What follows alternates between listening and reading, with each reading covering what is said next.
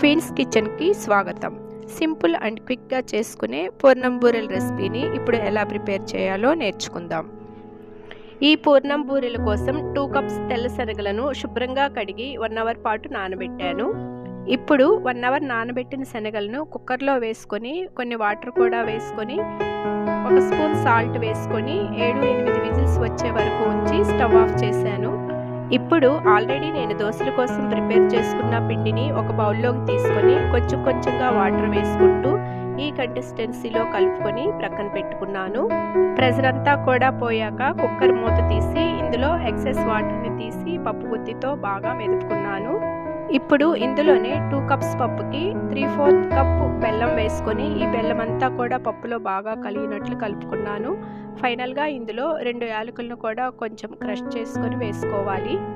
Next ఈ మెత్తటి పప్పు అంతటిని లడ్లా చేసుకొని ప్రక్కన పెట్టుకోవాలి.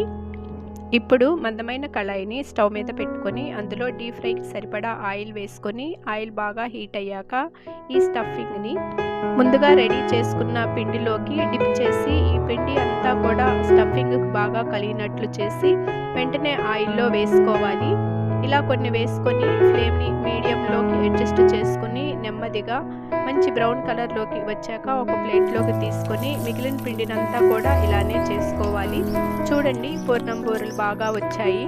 బెల్లం, శనగపప్పు, మినపప్పు కలిసి మంచి పోషకాలు మరియు ఐరన్తో కూడిన ఈ పూర్ణం బూరెలు పిల్లలకు మంచి బలాన్ని ఇస్తాయి.